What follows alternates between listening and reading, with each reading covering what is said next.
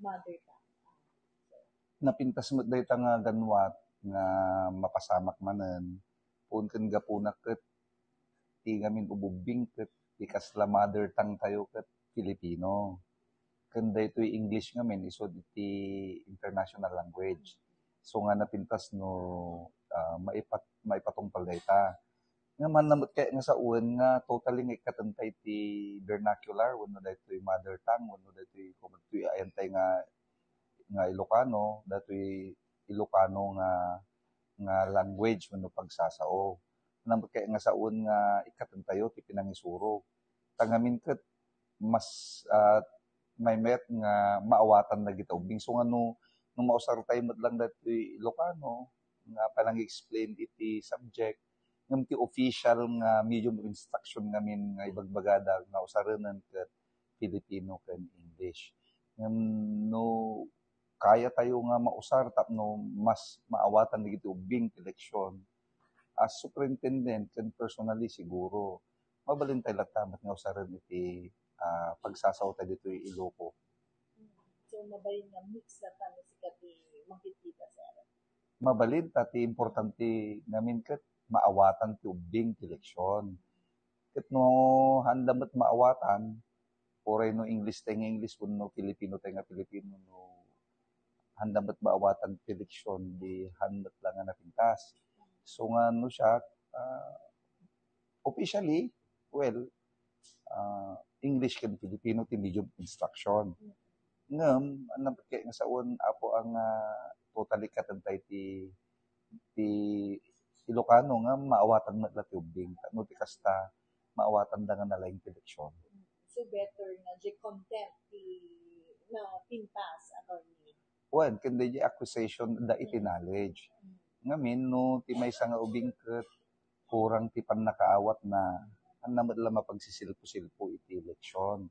So nga no makita ni ma'am nga kasapulan na nga usaran ti Ilocano tapno ti kasta mas napinpintas ti pannakaawat ti ubing pinagkunakaket mabalin latamet nga isingit. When attorney nagkunakat no English or Tagalog usarin nga pag mode of that ti panagisuro akit adapoy subject nga Tagalog ken English o parang kasang isulot lang nga isuno pa. One. Actually, based on my experience in the high school teacher nagisurok ti English. Tapno maawatan nagi ubing ti English. Usarat iti Filipino nga pang-compare iti English. Tapno maalada di kusto nga leksyon ti English. Tapno man handalat ta maawatan, i-translate ko pa iti Ilocano. Sakto madlag subli ijay English ay sunto ti pang-final kunto nga panang discussion. Importante, naawatan dan nga imuna ti kahit ko nga leksyon nga maawatan da ijay topics mi ti may nga bigat. Awang mo tikas lang kumapan na kariro digiti ubing or kakasplay nga sabasabali nga mode of teaching. Wen ma'am, dipindin to matlangan no kasaan to nga mai-summarize di lesson. Ijay to if pure English tayo, no English ko maiti medium na dayta nga subject, wenno Filipino, ijay tayo nga i-conclude di lesson. Ng bayat explanation panagkunak as may nga teacher, ken personal, ken may nga official iti DepEd, aket awan met iti mangipagel nga mausarlat ta iti pagsasao tayo wenno mother tongue tayo. Na aramid tayo tupay met idin ma'am. Maamna pa na dating kasang continuous changes or kanta na nga panagbalo-balo ket adapting isip pa kaulawan mga sursuro kan digiti ubing attorney. Amot siguro ma'am basta importante ni maestra adda iti direksyon ti pinangisuro na. Ken mangrugi amin iti pinangimaton ti maestra.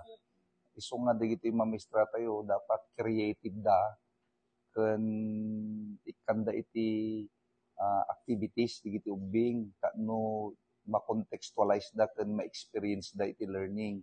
I mean no ma-experience da iti learning mas permanent kinyada di jay.